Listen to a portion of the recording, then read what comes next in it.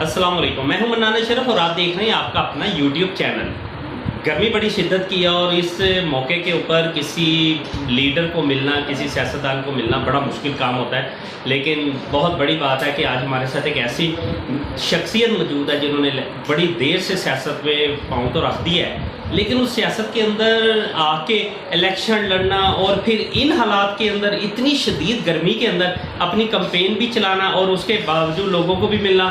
फिर कुछ प्रोटेस्ट होते हैं, कुछ क्योंकि आजकल महंगाई का दौर है, आजकल बहुत सारे मसले मसाइल हैं, आए रोज़ पेट्रोल बढ़ रहा है और उस सिस्टम के अंदर आके काम करना बड़ा मुश्किल मरहला होता है। हमारे साथ इस टाइम के ऊपर शहबाज साहब मौजूद हैं।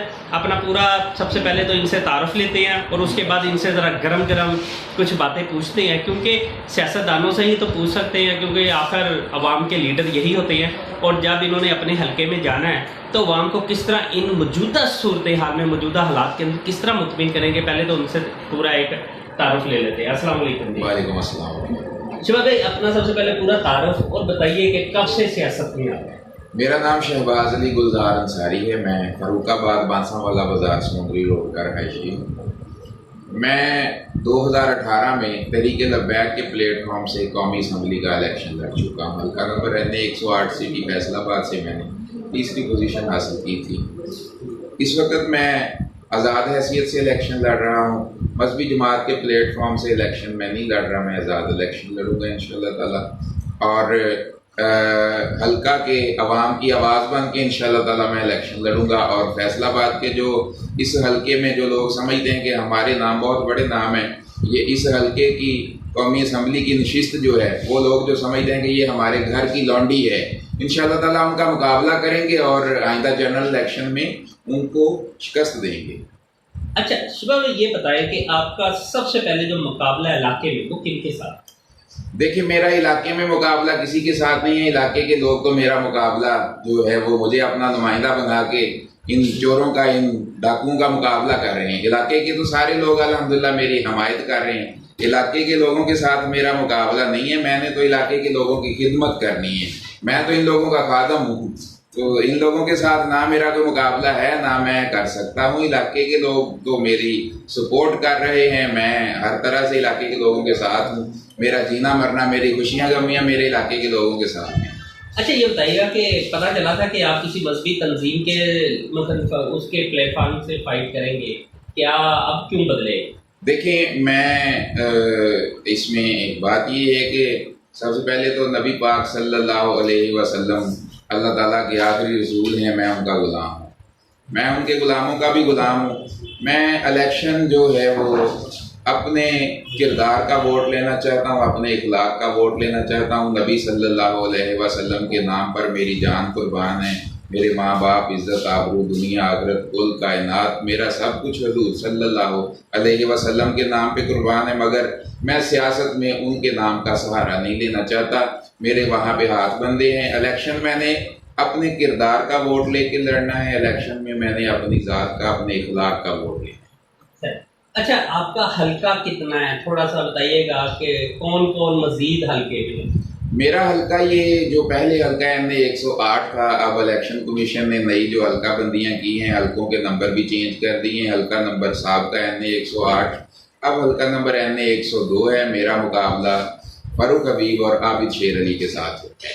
2018 में भी मुस्लिम लीग के प्लेटफॉर्म से आबिद शेर अली साहब ने इलेक्शन लड़ा था। PTI के प्लेटफॉर्म से फारूक हबीब साहब ने इलेक्शन लड़ा था। मैंने तहरीक लब्बैक के टिकट पे इनका मुकाबला किया था। इस वक्त भी ये 3 कैंडिडेट हैं, शहबाज गुलजार, फारूक हबीब, आबिद शेर अली। चौथा कोई कैंडिडेट अभी तक मंजर आम पे नहीं आया। तो हम 3 मजबूत कैंडिडेट हैं, इन तीनों का आपस में मुकाबला होगा। और इस वक्त जो मौजूदा सूरत हाल है, मेरे 2 मुखालिफिन को मजबूत कैंडिडेट नहीं कहा जा सकता। फारूक हबीब साहब 3-4 साल कौमी असम्बली के मेंबर रहे हैं। वो रेलवे के वो चेयरमैनशिप भी उनके पास रही है, मिनिस्ट्री भी उनके पास रही है। 3-3.5 सालों में, 4 सालों में उन्होंने हल्के के लोगों का कोई काम नहीं किया।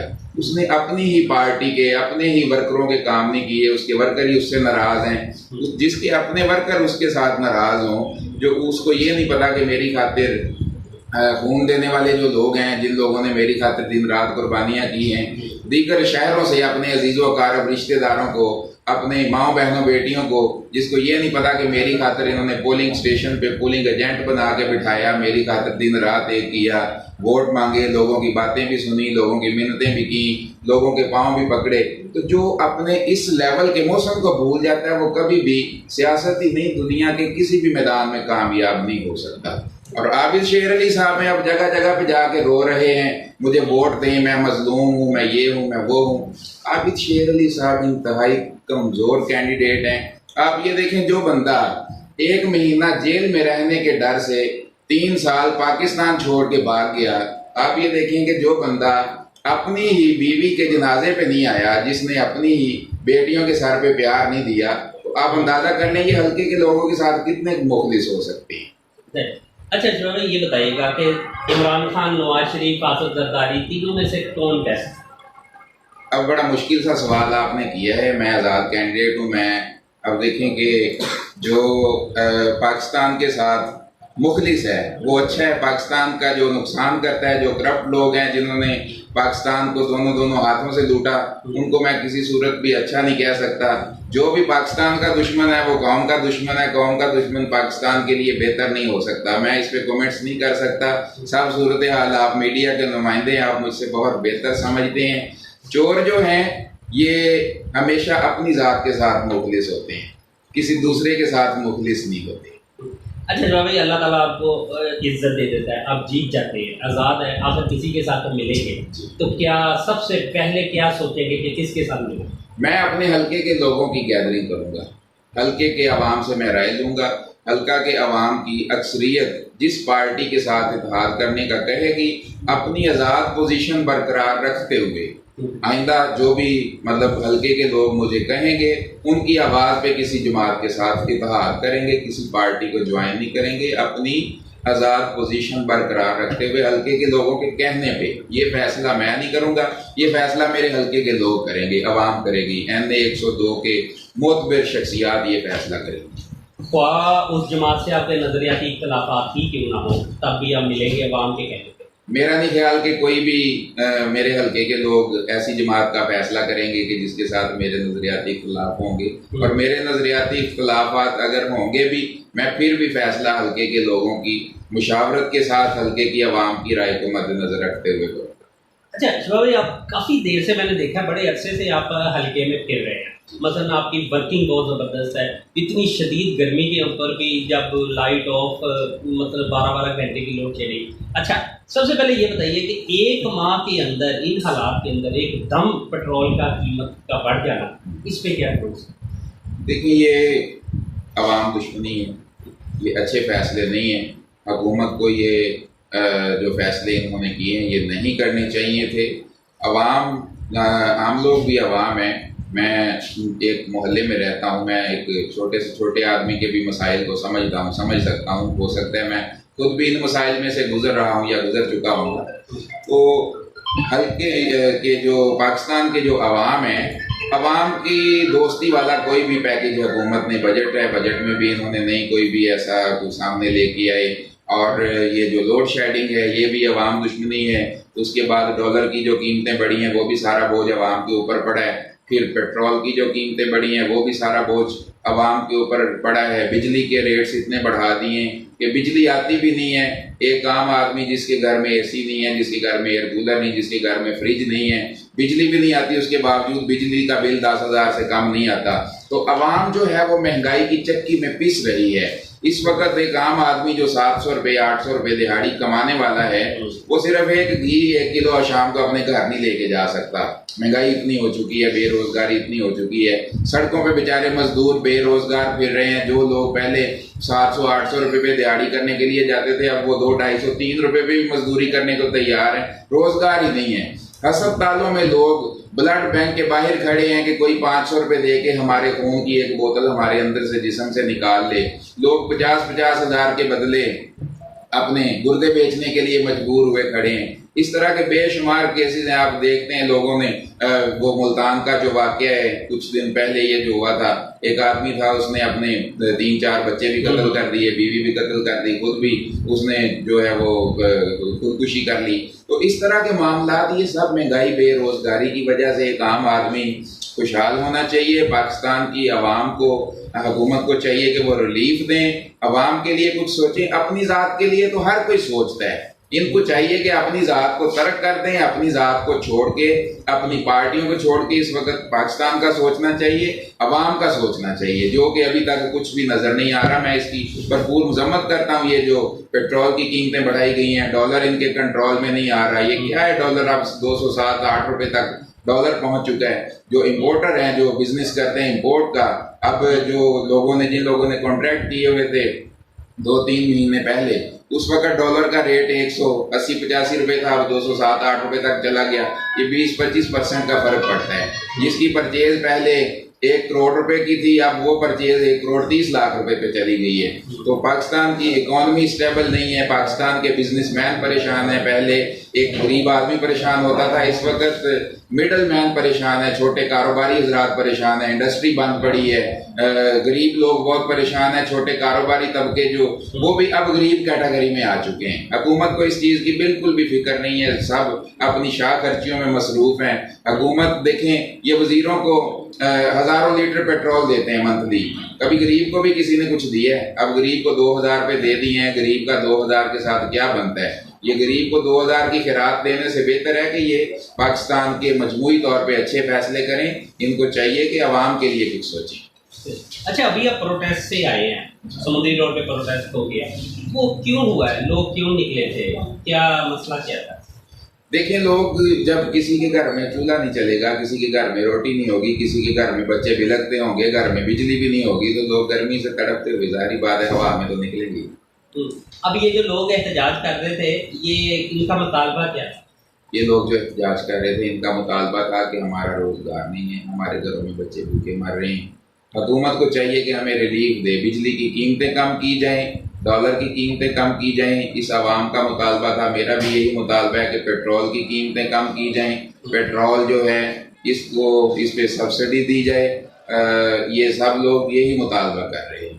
اچھا سر, انڈسٹری کا جو موجودہ حکومت کے اندر انڈسٹری کا مستقبل کیا دیکھتے ہیں؟ مجھے تو انڈسٹری تباہ ہوتی نظر آ رہی ہے, بلکہ تباہ ہو چکی ہے. اب دیکھیں, آج سے 6 مہینے پہلے یا آج سے 2-4 سال پہلے ایک بندہ, کوئی چھوٹا کاروباری آدمی 25-30 لاکھ سے یا زیادہ سے زیادہ 50 لاکھ سے چھوٹی انڈسٹری چلا سکتا تھا.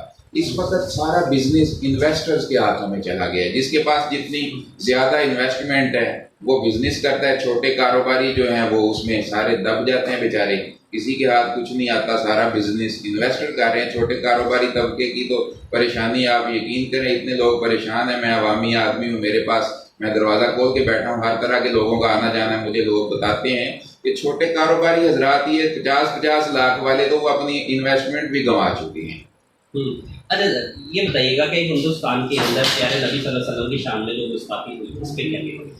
پیارے نبی صلی اللہ علیہ وسلم ہماری جان ہے, ہم نے ان کا کلمہ پڑھا ہے. نبی صلی اللہ علیہ وسلم کی خاطر ہماری جان, مال, عزت, آبرو, دنیا آخرت کل کائنات قربان ہے. جو بھی نبی صلی اللہ علیہ وسلم کی گستاخی کرے گا ہم اس کی بھرپور مذمت کریں گے, اور میں اس کی بھرپور مذمت کرتا ہوں. میں نے یہ اس سلسلے میں پرامن ریلی بھی یہ 10 جون کو نکالی ہے, سمندری روڈ سے ضلع کونسل چوک تک ہم نے اس کا احتجاج بھی کیا ہے.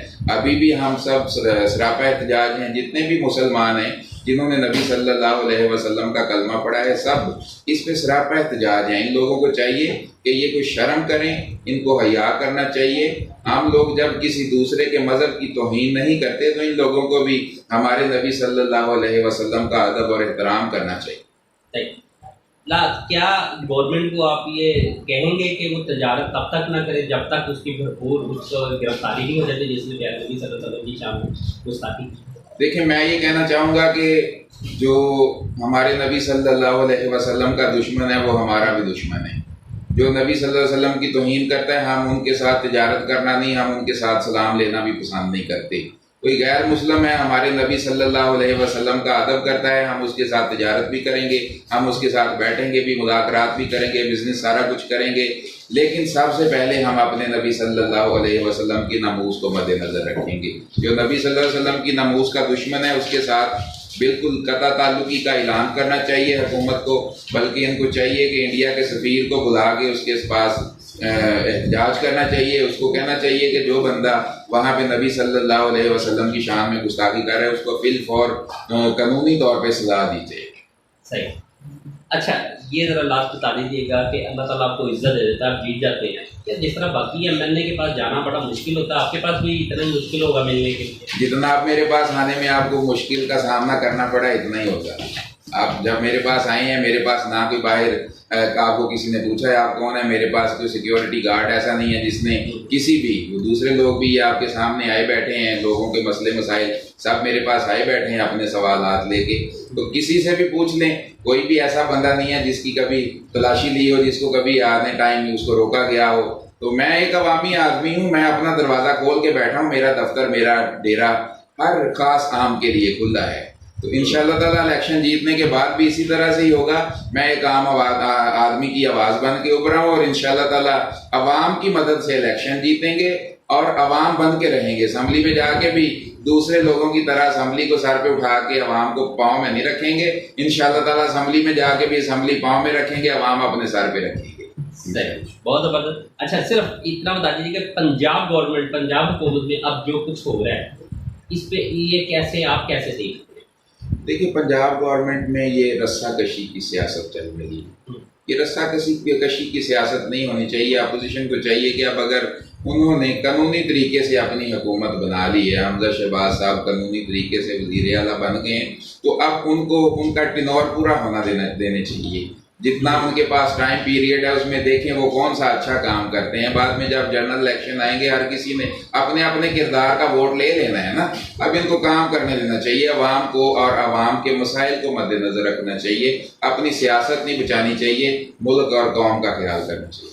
تمام جو پوری دنیا اسلامو فوبیا کے اندر ہے، جی اسرائیل بھی اپنی یعنی کہ شرارتیں کرتا رہتا ہے، ہندوستان بھی کرتا رہتا ہے، اس میں کیا کہتے ہیں اس کی روک تھام؟ ہم ایٹمی قوت ہونے کے باوجود صرف مذمت کے اوپر ہی رہ جاتے ہیں، اس کے علاوہ نہیں آگے جاتے، کیوں نہیں جاتے؟ دیکھیں ہم صرف مذمت پہ اس وجہ سے رہ جاتے ہیں کہ ہماری حکومت کے جو حکمران ہیں ان میں اتنا دم نہیں ہے وہ ان کی آنکھوں میں آنکھیں ڈال کے بات کر سکیں۔ اب دیکھیں اسرائیل وہ ہے جو لاکھوں مسلمانوں کا قاتل ہے، جو مسلمانوں کی نسل کشی کر رہا ہے، اسرائیل وہ ہے جو مذہب کی بیس پہ لوگوں کو قتل کر رہا ہے۔ اب فلسطین میں اسرائیل کے جو مظالم ہیں وہ آپ دیکھ رہے ہیں، تو ہمارے حکمران تو اس کی جو ہے وہ وربل احتجاج بھی نہیں کر سکے، تو جو وربل احتجاج نہیں کر سکے ان کے ساتھ ایٹم کے ساتھ کیسے بات کر سکتے ہیں؟ یہ ممکن نہیں ہے۔ سب سے پہلے ہمیں اپنے اچھے حکمرانوں کا انتخاب کرنا پڑے گا، پھر ہم ایٹم کی طرف جائیں گے۔ بہت شکریہ، بنڈل آف تھینکس ٹائم دینے کا۔ لیکن جب تک عوام کو اپنی سوچ نہیں بدلنی ہوگی تب تک یہ ملک ترقی نہیں کر سکے گا۔ آنے والا وقت بہت اچھا ہے، انشاءاللہ پاکستان ترقی کرے گا۔ نوجوان قیادت پورے جوش و خروش کے ساتھ، جس طرح شہباز گلزار صاحب جیسے بہت سارے ایسے نوجوان ہیں جو ابھی بھی عوام کی خدمت کے لیے دن رات کوشاں ہیں، انشاءاللہ امید کرتے ہیں کہ یہ جیسے کامیاب ہوں گے اسی طرح آج جو ان کی سوچ ہے کبھی وقت کے ساتھ بدلے گی نہیں۔ بہت امید کرتے ہیں انشاءاللہ۔ باقی اجازت دیجیے منان اشرف کی پوری ٹیم کو، انشاءاللہ نیکسٹ پروگرام میں دوبارہ ملاقات ہوتی ہے۔ اللہ حافظ۔